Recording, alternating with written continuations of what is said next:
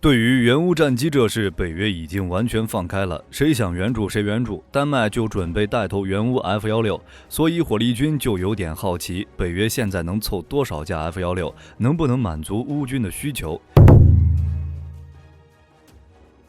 现在北约援乌战机很积极，波兰先前已经向乌克兰提供了8架米格29，乌克兰还没发话呢，波兰就嫌少了，直接喊话德国再来点战机。当然，德国的战斗序列中没有米格29，德国的米格战机早就转移给波兰了，只是根据当时的合同规定，波兰想要转移米格29，需要德国书面同意。按照以往的节奏，德国肯定是拖2-3个星期，像是被强迫一样。现在呢，波兰申请没几个小时就同意了，还有斯洛伐克向乌克兰转交了13架米格29，把家底都掏空了。这样算下来，等到波兰和斯洛伐克军援的首批战机抵达乌克兰之后，乌克兰空军的战斗序列中大约有75架可以升空的战机，其中包括米格29和苏27。虽然援乌氛围挺好，乌战机也不像之前那么紧缺，但问题是没有能一锤定音的战力，比如 F-16战机。不过乌克兰心心念念的 F-16现在已经有了确切的消息，丹麦表示让我先来带头援乌战机。那么丹麦能援乌几架 F-16？北约又有多少 F-16可以援助给乌克兰？火力军之前也说过这事儿。丹麦计划援乌 F-16AM 战机，其性能差不多等同于 F-16C， 已经很不错了。空战能发射 AM-120， 空对地也能使用 GDAM、SDB、GBU-24 等等。至于数量不多，丹麦现在大概有43架 F-16AM， 主要部署在斯克里德斯特拉普空军基地，而且只有33架部署在一线作战部队，其余都处于训练或者维护中。丹麦之所以会想到援乌 F-16，估计也是废物利用。丹麦这批 F-16的年龄挺大的，已经40多岁了，所以在2016年的时候，丹麦就购买了27架 F-35。等到今年夏季，美国交付首批 F-35之后，就可以退役几架 F-16，然后转交给乌克兰，数量大概率是个位数。当然，光靠丹麦一个国家肯定撑不起来，援助 F-16的主力肯定是整个北约。北约国家想要援助 F-16有2个前提，第一个就是自家武器库里有，第二个就是有替换计划，也就是换装 F-35，然后把退役下来的 F-16援助给乌克兰。比如丹麦这样的情况，如果说别人就靠 F-16守卫国土，让别人捐出来，多少有些不厚道。说到这儿就不得不提俄罗斯。俄乌战争爆发之后 ，F-35就迎来了一波采购热潮。火力军如果是洛马的老板，多少要给普京颁布一个最佳推销员奖杯。所以换装 F-35替换原有战机的国家不少，不过最有可能援乌 F-16的，除了丹麦，还有荷兰、比利时和挪威，这4个是最早装备 F-16的国家，同时也都购买了 F-35。这4位从上个世纪70年代开始就开始装备 F-16。其中，荷兰213架，比利时160架，挪威74架，丹麦78架。光这4个欧洲国家就已经装备了525架 F-16，并且这4位也不差钱，都买了 F-35。比利时订购了34架 F-35A， 荷兰订购了46架 F-35A， 挪威订购了52架 F-35A。本国武器库里有 F-16，并且有替代计划，这4位完美符合援乌战机的条件。其中最有可能、最应该援乌 F-16的就是挪威。挪威的 F-35战机已经交付了一大半，并且 F-16全部都退役了。不过需要注意的是，数量可能没有大家想的那么多。挪威这74架 F-16到现在其实没剩多少。冷战结束后，各国防务压力大减，不少国家都缩减国防开支，武器什么的该退役退役，该卖就卖了。在购买 F-35的时候，挪威一共也就57架 F-16，差不多是1比1替换。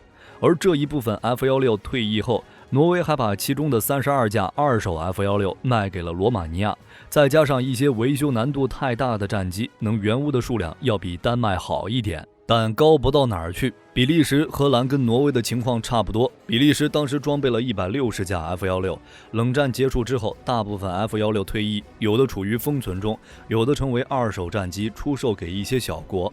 目前大概还有50多架 F-16AM 能用。荷兰也是把一些多余的 F-16卖给了智利和约旦，再加上荷兰也在不断装备 F-35，因此 F-16目前仅维持24架的一个服役状态。说实话，如果这4个国家能放开的把多余的 F-16援助给乌克兰就已经够了。这4架 F-35的数量159架了，就算是没有全部交付，拿个零头59架也可以。按照乌克兰的说法，最好提供128架战机。但是经过美国空军的评估，50到80架 F-16是比较合理的数字。当然，想要达到128架也不是不可能。波兰那边还有36架 F-16呢。波兰这2年的军购有点猛，陆军、空军装备换了个遍。战机这方面找美国买了32架 F-35A。至于同样购买 F-35的瑞典、芬兰、瑞士，这3家没有 F-16，援助的可能性很小。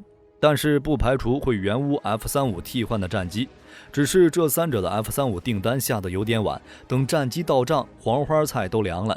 最奇葩还要数意大利 ，F-35买了90架，但就是没有 F-16。意大利没买过 F-16，现在空军编制里也没有，但是他们确实曾经装备过，因为意大利之前的 F-16是租来的。这是不是就提供了另外一个思路？那些没 F-16战机或者不想援助编制内战机的国家，租几架战机援乌，如果没坏，那就战争结束后还回去，坏了就买下来。这个思路有点清奇，不能细究。我们言归正传，在欧洲这边，本国编制内或者仓库内有 F-16战机，并且存在替换计划的国家不在少数。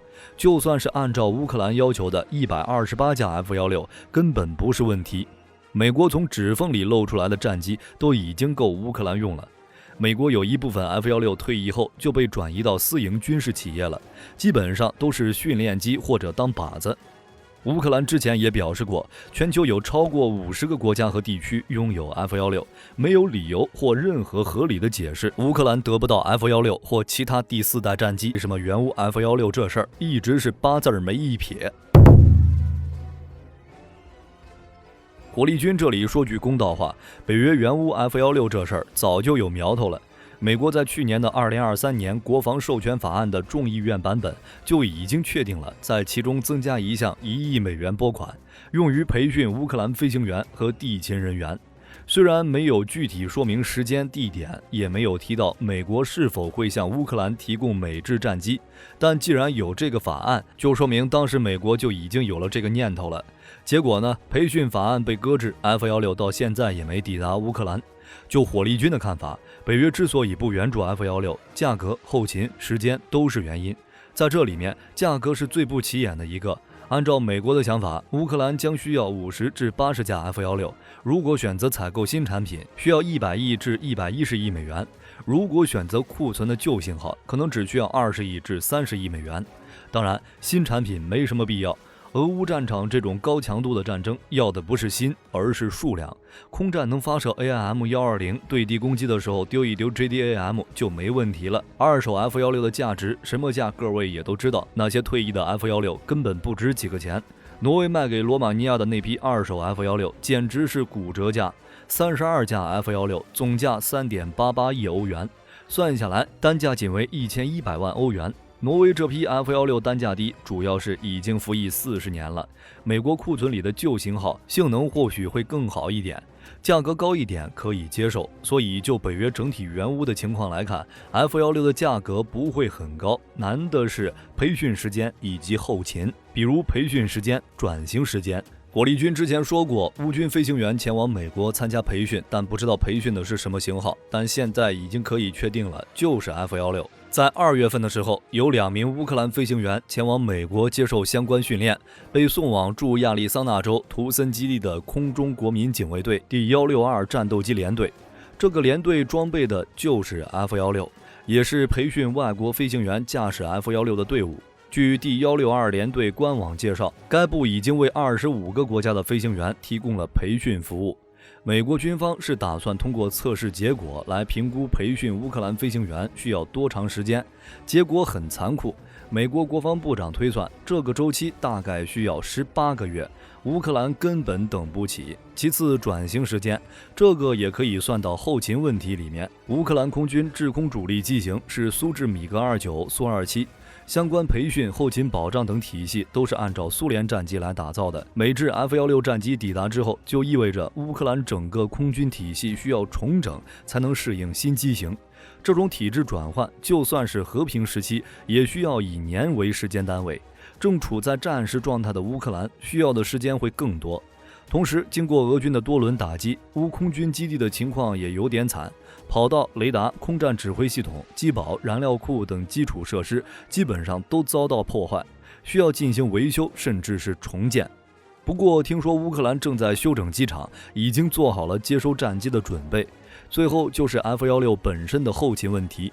乌克兰空军如果真的获得了 F-16，能否充分发挥战机的实力还是两说。维护一架 F-16需要一支20人的专业后勤保障人员，每架 F-16战机飞行1小时，需要大约16个小时的维护，而且对维修地点也有讲究，不能在破旧的机库里维护，必须是特殊的维护车间。光是后勤保障中心就跟一个小工厂一样了。同时，乌军还需要分散兵力，将防空系统布置在后勤保障中心，防止俄军导弹偷袭。爱国者这种稀有武器能不能放在机场不好说，火力军这里说句实话，还是 A-10更适合乌克兰一点。虽然有点旧，但是维护成本低，杀伤力强，可以从小型机场升空，能够承受严重的战斗破坏，易于维修，驾驶技术也不需要特别培训。乌军飞行员驾驶苏25的操作就类似于 A-10。总的来说，北约不是不想援乌 F-16，但是怎么援助之后怎么用还没有统一意见，所以 F-16才会一直没有进入对乌援助清单。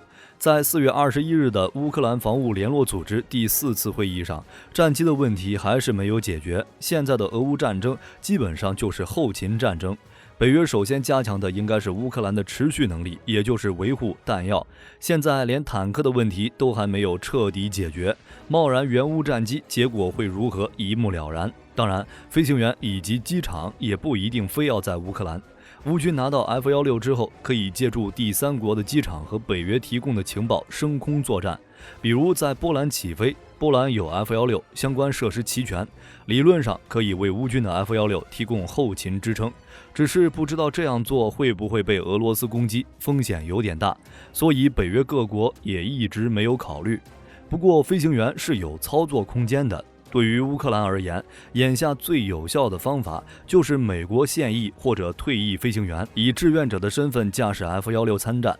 乌克兰防长也一直表示欢迎外籍 F-16战机飞行员加入乌克兰空军国际军团。实在不行，还有雇佣兵这个办法。不知道各位有没有见过会开 F-16战机的雇佣兵？火力军这里先提一句，雇佣兵会开 F-16很正常，普京不要大惊小怪。